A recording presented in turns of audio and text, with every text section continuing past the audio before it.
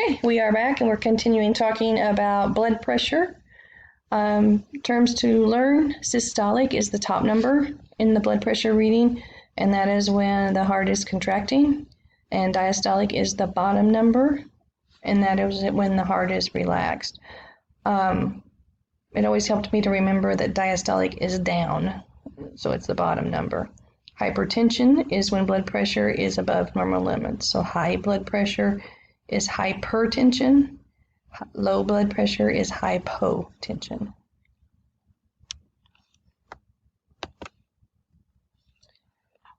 Orthostatic hypotension is a drop in blood pressure when a person changes position from lying to sitting or standing, and that's when they get dizzy or faint because their blood pressure drops when they go. That's why we have them sit there for a minute whenever we have them sit on the side of the bed, make sure they're not dizzy, because sometimes that top number drops, and if they get up too fast, they're liable to faint on you. So, and it can be a sign of dehydration. That's one reason that would happen. And then some people are just kind of prone to that condition because of medicines they take or other things. Equipment needed to take a blood pressure. You need a stethoscope. Now, unlike the picture, this person has their stethoscope wrapped around their neck. We are not supposed to teach that we do that. We keep it in our pocket. It's for safety reasons, really. You don't want, if they grab a hold of that, they could choke you. Sphygmomanometer is the blood pressure cuff itself, and the meter used needs to be the correct size. The wrong size can cause false high or low readings. So when you look at a blood pressure cuff, there's a bladder inside there, and that bladder inside the cuff should cover 80% of their arm. If it covers more or less, it's not the right size cuff. Brachial pulse is used to take a blood pressure. So brachial pulse is the first pulse you will check. You're going to check the brachial pulse, which is in the bend of your arm. It's kind of on the inside of your arm.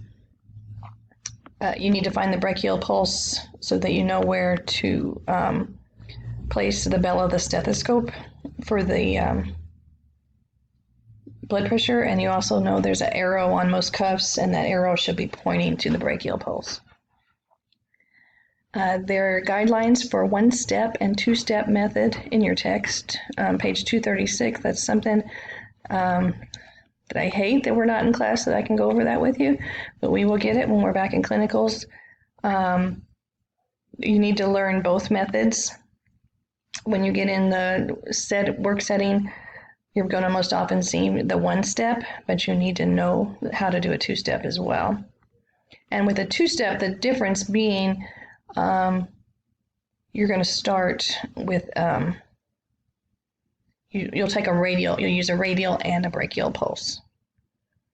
And when you're feeling for the radial pulse and you have the cuff on, you basically will blow up the cuff until you can no longer feel that radial pulse. So, and then when you can no longer feel the radial pulse, you deflate the cuff, you wait 30 seconds, and you add 20 to 30 millimeters of mercury to the amount that you got when you could, like, say you couldn't feel it any longer at 120 on the sphygmomanometer. And that means when you actually go to take a blood pressure, you're going to add 20 to 30 to 120. So you're going to pump it up between 140 and 150. Okay, in a one-step, they teach, and when you watch the video, that's what it says, is to pump it up between 160 and 180. And if you hear it automatically, you're going to deflate it and pump it up to 180, 200. So it's just, the purpose of the one-step is to basically tell you how high you're going to pump up the sphygmomanometer when you're taking a regular blood pressure.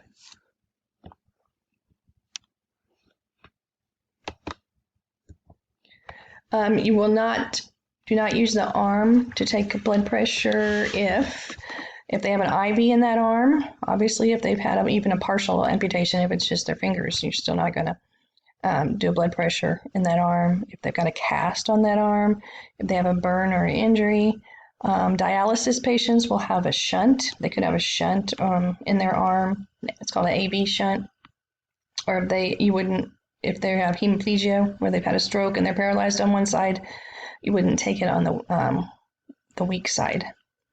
Mastectomy would be if they've had their left breast removed. You're not going to take it on the left side. You're going to take it on the right side.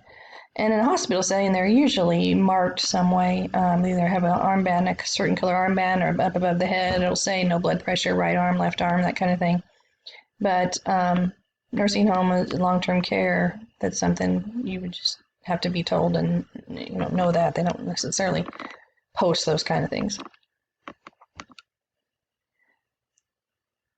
So pain management is the other part of the vital sign. Although pain is not a vital sign, well, at the very first slide said it's included in vital signs, but technically it's not a vital sign. But it seriously affects the person's well-being. Pain is subjective, which means it's something that's reported to you by the patient.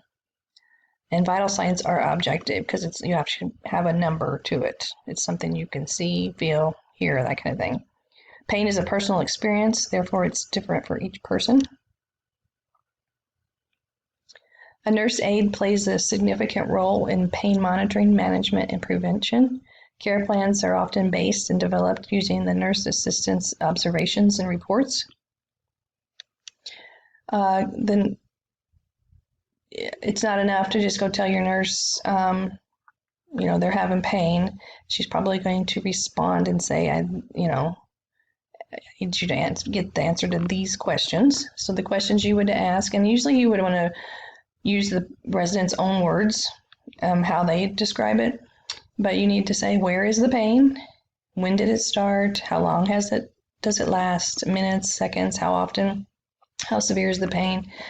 And there's a slide coming up on the pain scale and what makes it better or worse. Do you remember what you were doing when the pain started? This is a picture. Usually they can give you tell me on a scale of 1 to 10 how bad your pain is, with 10 being the worst pain possible and 0 being no pain at all, and have them, that way when you're reporting to the nurse, you can say they have pain in their left arm that started, answering all those questions, and they are rating it a 6 on the pain scale. And that's it. Other than having hands-on with you with vital signs, I can't wait till we can get together and practice that.